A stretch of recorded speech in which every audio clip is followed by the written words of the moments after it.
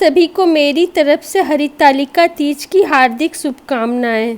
हरितालिका तीज इस बार 18 तारीख को थी और ये 17 तारीख को, जो कि नहान खान का दिन होता है हरितालिका तीज के एक दिन पहले। तो सुबह सुबह उठकर सबसे पहले मैंने नहा धो कर के ये घर का जो डेली का पूजा होता है वो कर रही हूँ, और उसके बाद ये किचन में नहान खान की तैयारी होगी। नहान खान का मतलब उस दिन बनता है कढ़ी बड़ी चावल और बिल्कुल ही सादा खाना बनता है, क्योंकि अगले दिन जो होता है वो निराजल व्रत होता है।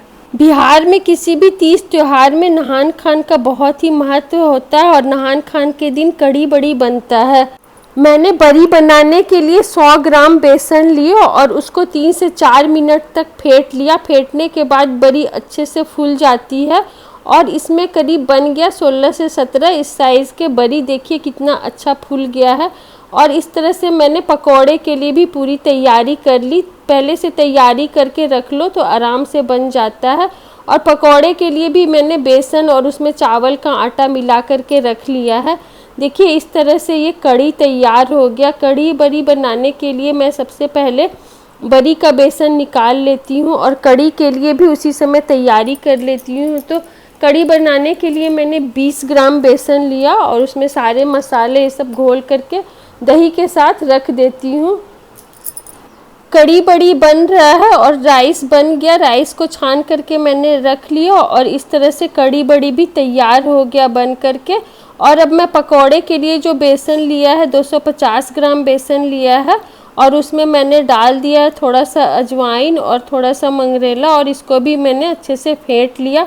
और अब इसको मैं हाफ फ्राई करके रख दूंगी ताकि जिस समय भी खाना होगा आराम से उस समय फ्राई कर दूंगी तो वो अच्छे से फ्राई हो जाएगा और गर्मा गर्म पकौड़े भी सबको सर्व हो जाएंगे। किचन का काम ख़त्म करने के बाद मुझे मेहंदी लगवानी है, तो इस तरह से मैंने हाफ बेक करके पकोड़े को भी रख दिया, मतलब हाफ फ्राई करके रख लिया ताकि उस समय मुझे बेसन में बार बार हाथ नहीं डालना पड़े और आराम से गर्मा गर्म पकोड़े मैं सबको सर्व करूं। इस तरह से मैंने हाफ फ्राई करके सारे पकोड़े तैयार कर लिए और देखिए इस तरह से पकोड़े भी रेडी हो गए हैं। और अब सारा किचन में साफ़ कर लूँगी और सब कुछ समेट करके फिर मैं मेहंदी लगवाऊंगी।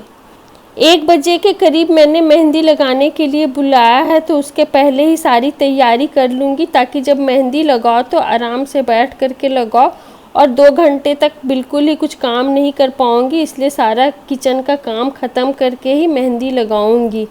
अब ये सोहा के लिए मैंने कॉफ़ी बना लिया क्योंकि आज उसकी तबीयत ख़राब हो गई, सिर में काफ़ी दर्द है, तो वो भी सोई हुई। संडे का दिन उसका बोला मेरा ख़राब हो गया और आपकी कुछ हेल्प भी मैं नहीं कर पा रही हूँ।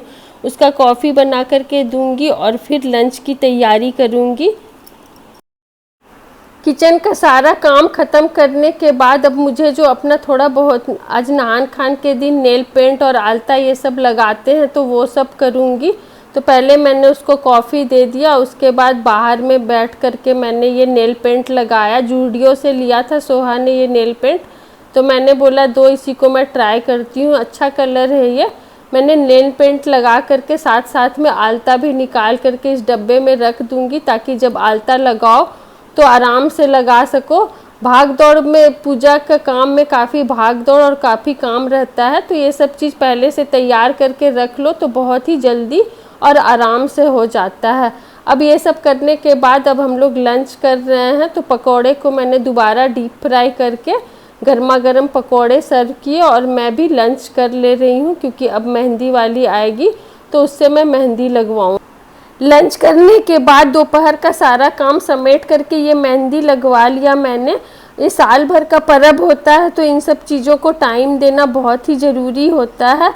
और इस तरह से देखिए मेहंदी लगा लिया और ये 4 साढ़े 4 बजे हैं। मेहंदी को उतार करके अब मैं शाम का चाय बना रही हूँ क्योंकि कल चाय और पानी कुछ भी नहीं पीना है, तो आज शाम को मैं ये दूध वाली चाय पीऊँगी। वैसे मैं शाम को ग्रीन टी पीती हूँ, अब चाय बना करके अच्छे से चाय पी लूँगी आज, क्योंकि चाय का ही थोड़ा रहता है, बाकी तो उतना नहीं लगता है, बस चाय के लिए ही थोड़ा रहता है। सब कुछ मैंने कर लिया था, अपनी पूरी तैयारी। कपड़ों की साड़ी में फॉल लगाना बाकी रह गया था, तो अभी बैठ करके मैं साड़ी में फॉल लगाऊंगी।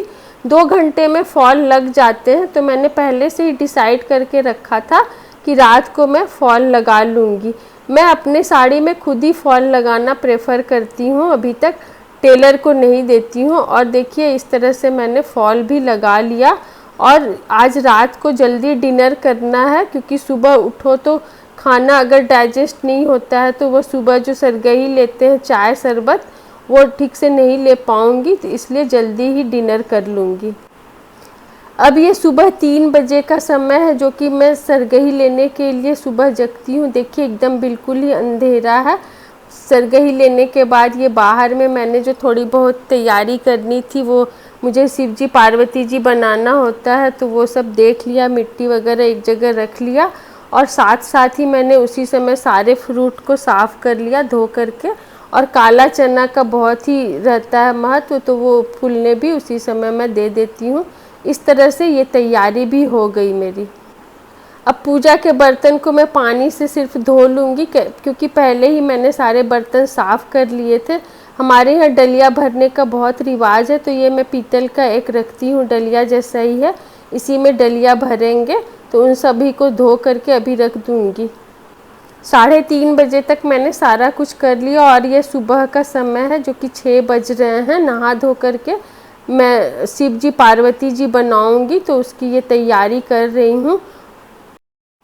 मिट्टी को पहले से ही छान करके रख लिया था, ताकि सुबह सुबह जब उठो तो सारा कुछ तैयार हो, तो फटाफट बन जाए। आज 10:30 बजे तक पूजा करना है, इसलिए शिव जी पार्वती जी अभी बना करके रख दूंगी, तो ये थोड़ा बहुत सूख भी जाएगा। इस तरह से मैं अपने हाथों से बनाती हूँ सुबह, और उसके बाद इसी में मुझे पूजा करनी है। तो ये शिव जी देखिए बन गए। और अब पार्वती जी बनाऊंगी, बहुत ही सिंपल तरीके से, जितना मुझे आता है मैं बना लेती हूँ। इस तरह से शिव जी पार्वती जी बना लिया। और देखिए धीरे धीरे धूप भी बाहर निकल रही है। 7 बज गए होंगे करीब, और ये मेरा तैयार हो गया, जिसमें मैं पूजा करूँगी। शिव जी पार्वती जी बनाने के बाद मैंने घर का डेली का जो पूजा था वो कर लिया। और साथ साथ ही जो मुझे पूजा करनी थी तीज की, उसकी भी पूरी तैयारी कर ली। सारा सामान एक जगह रख लिया। और ये देखिए मेहंदी इस तरह से रच गई है। अब मुझे तैयार होना है, नहा धो करके फिर से दोबारा मैं इस तरह से तैयार हो गई। साड़ी पहन करके डलिया भरती हूँ, तो इस तरह से मैं रेडी हो रही हूँ। और अब रेडी होने के बाद मुझे पूजा करने के लिए जाना है।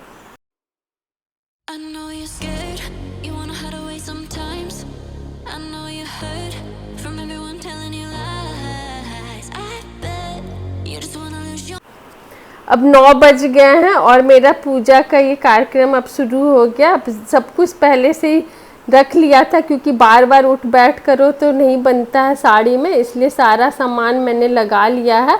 और अब आराम से मैं पूजा करूँगी। इस तरह से तीज का पूजा होता है हमारे यहाँ। मैंने लगा लिया है सब कुछ, चौकी उकी, और सब तैयारी भी हो गई है। और अब मैं ये पूजा अपना शुरू करूँगी। शिव जी पार्वती जी कितने अच्छे लग रहे हैं, बहुत ही मन खुश हो जाता है इस तरह से अपने हाथ से बना करके पूजा करने में। हरितालिका तीज का विशेष ही महत्व है। यह पद भगवान शिव और माता पार्वती से जुड़ा हुआ है। भाद्रपद शुक्ल पक्ष की तृतीया तिथि को यह पर्व मनाया जाता है। यह निर्जला व्रत होता है।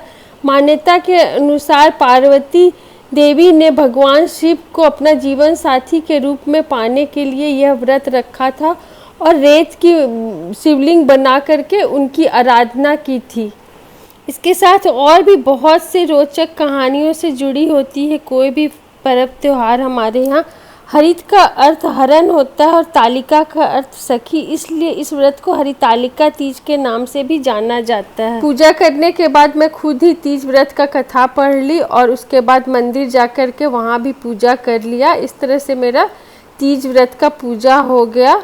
और ये अगले दिन 19 तारीख का दिन है जिस दिन पारण होता है। तो सुबह उठकर सबसे पहले घर का पूजा किया और सारा जो तीज व्रत का पूजा था उन सबको करने के बाद फिर धीरे धीरे सारे सामान को समेटना होता है। तो पूजा ख़त्म करने के बाद उसके बाद घर के मैंने सारा जो बर्तन वर्तन पूजा का निकाला था उस सबको साफ़ वाफ़ करके रख लूँगी साथ साथ में ही, ताकि बाद में बहुत सारा सामान ना फैले। इस तरह से मेरा हरितालिका तीज व्रत का पूजा संपन्न हुआ। वीडियो अच्छी लगे तो लाइक कीजिए, सब्सक्राइब कीजिए friends. Thank you, bye bye. मिलते हैं अगली वीडियो में।